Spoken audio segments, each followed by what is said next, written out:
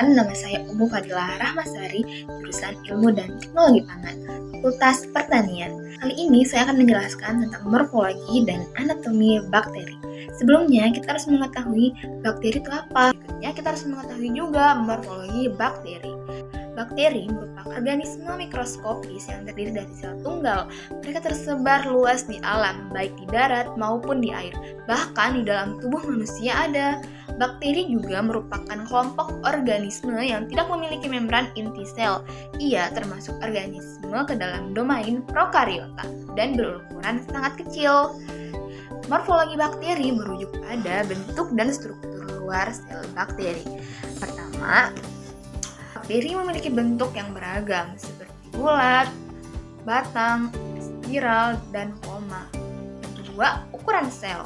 Ukuran sel bakteri umumnya sangat kecil, berkisar antara 0,5 hingga 10 mikrometer. Yang ketiga, susunan sel. Bakteri dapat hidup sebagai sel tunggal atau dalam kelompok membentuk koloni yang beragam bentuk. Yang keempat, struktur sel.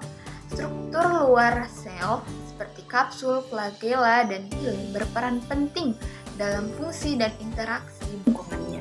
Penjelasan yang berikutnya yaitu tentang bentuk sel bakteri. Bentuk sel bakteri yang beragam memberikan informasi tentang karakteristik dan fungsinya. Adapun bentuk yang pertama yaitu berbentuk bulat, fokus, dapat ditemukan tunggal, berpasangan, atau dalam kelompok. Bentuk berikutnya basil. Bentuk batang dapat ditemukan tunggal, berpasangan, atau dalam rantai. Dan bentuk yang berikutnya yang terakhir spiral atau bentuk spiral, memiliki bentuk meliuk-liuk dan panjang, dapat ditemukan tunggal atau dalam kelompok. Berikutnya struktur dinding sel bakteri. Dinding sel merupakan lapisan kaku yang melindungi sel bakteri dan memberikan bentuknya. Komponen utama dinding sel bakteri adalah peptidoglikan atau dikenal sebagai nurein. Lapisan utama dinding sel bakteri terdiri dari polimer kompleks yang unik untuk bakteri. Lipopolisakarida atau LPS terdapat juga pada dinding sel bakteri.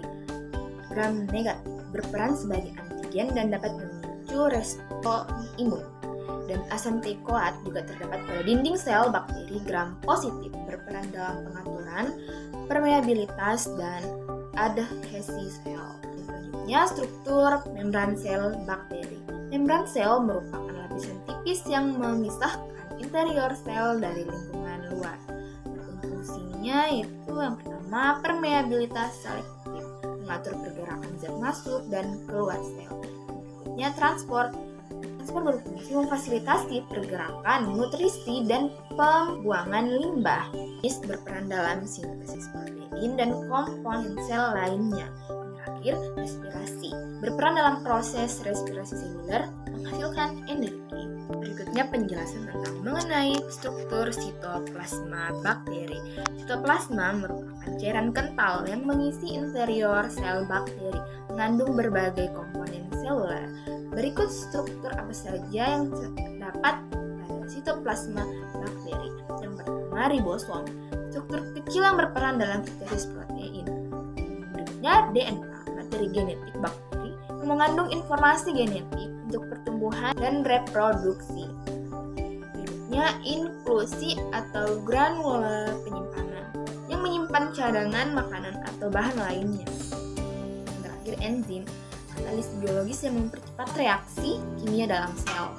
Berikutnya, penjelasan tentang struktur inti sel bakteri. Inti sel bakteri atau nukleoid adalah daerah yang berisi DNA bakteri yang berbentuk sirkular dan supercoil. Dalam struktur inti sel bakteri terdapat replikasi DNA. DNA bakteri direplikasi untuk menghasilkan salinan yang identik. Kemudian ada transkripsi, yaitu informasi genetik dari DNA dan ditransfer ke RNA. Berikutnya, translasi. RNA digunakan sebagai cetakan untuk mensintesis protein.